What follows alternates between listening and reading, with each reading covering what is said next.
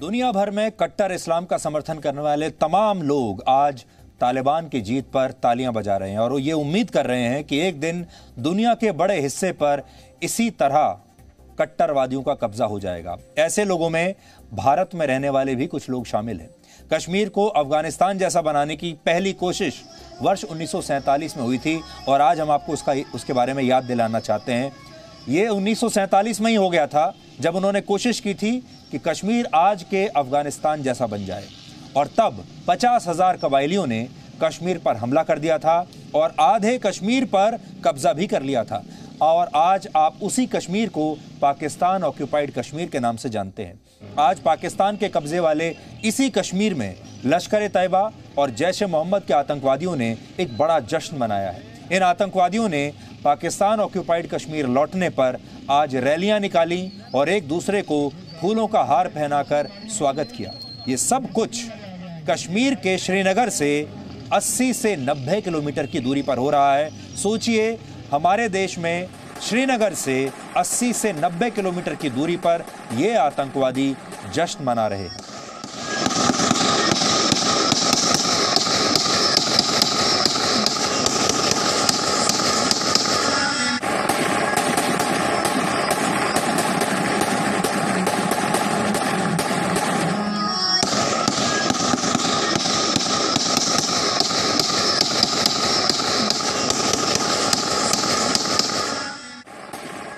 ये आतंकवादी हैं। ये जब जश्न मनाते हैं तो गोलीबारी करके जश्न मनाते हैं और इनका जश्न मनाने का तरीका आपके और हमारे जश्न मनाने के तरीके से काफ़ी अलग होता है, इसलिए हैरान मत होइएगा। लश्कर तैयबा और जैश ए मोहम्मद के ये आतंकवादी पिछले लगभग 1 महीने से अफगानिस्तान में ही थे और पीओके वापस लौटकर अब ये आतंकवादी वहाँ पर शासन स्थापित करना चाहते हैं और इसके लिए ये आतंकवादी वहाँ के स्थानीय लोगों को अब धमका रहे हैं और उनसे शरिया कानूनों का पालन करने के लिए कह रहे हैं। अफगानिस्तान के पूर्व राष्ट्रपति अशरफ गनी ने इसी महीने की शुरुआत में कहा था कि पाकिस्तान से 10,000 आतंकवादी अफगानिस्तान की सीमाओं में दाखिल हो चुके हैं और उनके द्वारा दी गई जानकारी बिल्कुल सही निकली। दुर्भाग्यपूर्ण यह है कि आज जब अफगानिस्तान के आम लोगों के लिए एयरपोर्ट बंद हैं, सीमाएं बंद कर दी गई हैं, तब ये आतंकवादी बड़ी आसानी से सीमा पार जा भी सकते हैं, वापस भी आ सकते हैं। यानी अफगानिस्तान की जो सीमाएं हैं वो आम लोगों के लिए तो बंद हैं, लेकिन आतंकवादियों के लिए बिल्कुल खुली हुई हैं। उनका फ्री मूवमेंट है। तालिबान के मजबूत होने का मतलब आप जानते हैं क्या है? उसका मतलब है आतंकवादियों की कश्मीर में पीओके के जरिए सीधी एंट्री, और वो एंट्री अब यहां से होगी। अफगानिस्तान के बदख्शान प्रांत की सीमा जम्मू कश्मीर के सीमा से सिर्फ 400 किलोमीटर की दूरी पर है। आज आप नक्शे में देख लीजिए।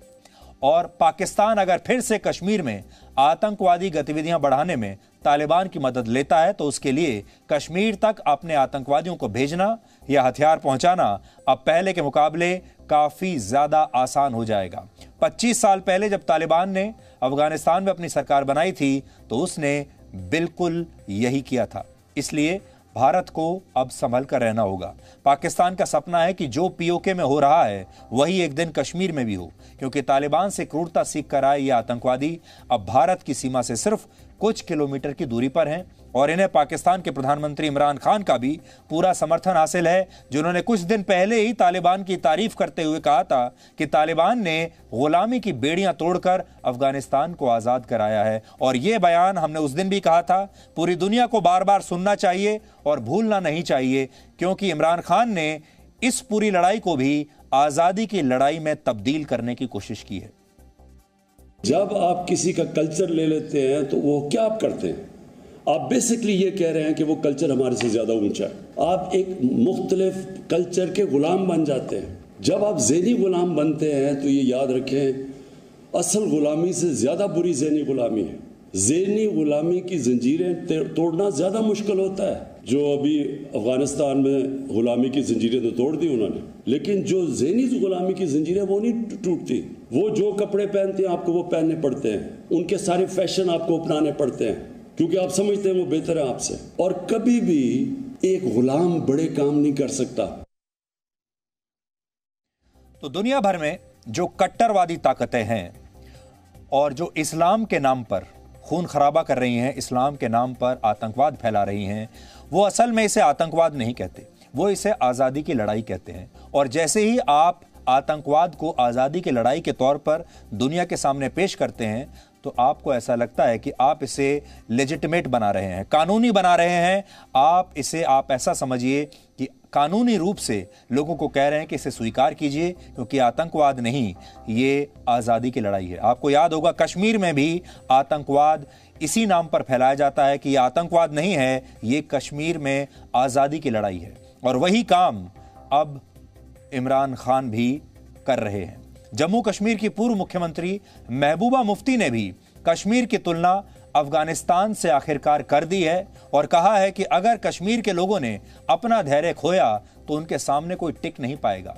महबूबा मुफ्ती ने भारत सरकार को यह सलाह दी है कि उस समय रहते अफगानिस्तान पर तालिबान के कब्जे से सबक लें। यानी वो ये कहने की कोशिश कर रही हैं कि कश्मीर के जो लोग हैं वो अभी दबे हुए हैं और अगर उन्हें गुस्सा आ गया, अगर उनका धैर्य टूट गया तो वो भी तालिबान की तरह एक दिन खड़े हो जाएंगे और फिर आजादी ले लेंगे। ये कहने की कोशिश कर रही हैं महबूबा मुफ्ती। आप भी सुनिए।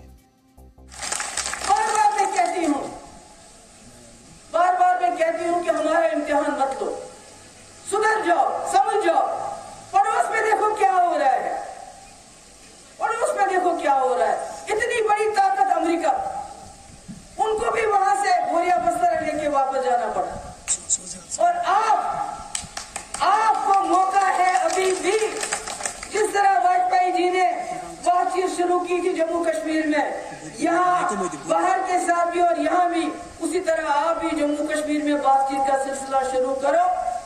और जो आपने लूटा है गैर कानूनी तरीके से, गैर आईनी तरीके से, जो जम्मू कश्मीर का तशक्कुस आपने खराब कर दिया, जो जम्मू कश्मीर के टुकड़े टुकड़े कर दिए, इस गलती को सुधारो, नहीं तो बहुत देर हो जाएगी।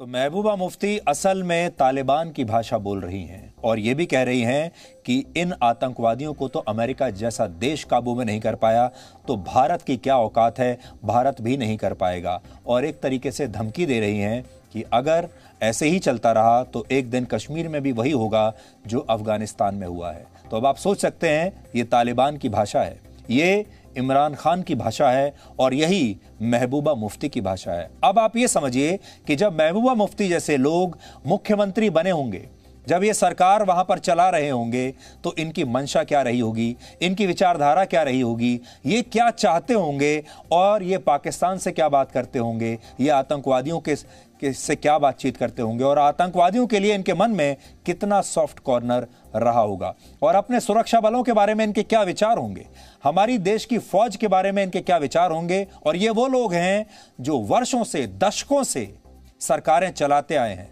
अब आप सोचिए उन सरकारों में क्या होता होगा, कितना बड़ा विश्वासघात है ये कश्मीर के साथ और भारत के साथ। और ये सब कुछ होता है संविधान के नाम पर, सब कुछ होता है चुनावों के नाम पर, सब कुछ होता है ये कहते हुए कि लोगों ने हमें वोट दिया है, हम चुनकर आए हैं, हम लोगों के नेता हैं। और ऐसे लोग विधानसभाओं में भी बैठते हैं, ऐसे लोग संसद में आकर बैठते हैं, ऐसे लोग सरकारें बनवाते हैं, सरकारें गिराते हैं और जब अपना समर्थन देते हैं तो बड़ी बड़ी सरकारों में मंत्री भी बनते हैं। अब आप सोचिए इस देश में अब तक क्या होता रहा होगा। Presenting B News app, available on Google Play and App Store. Download it now.